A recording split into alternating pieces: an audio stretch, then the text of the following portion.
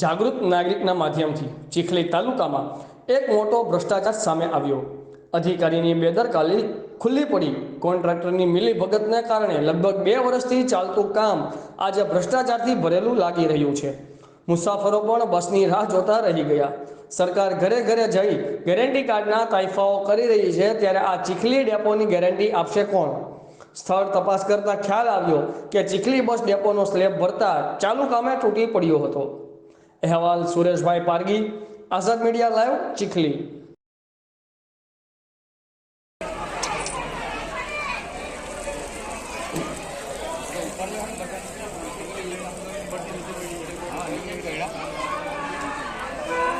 બેઠા હોય ને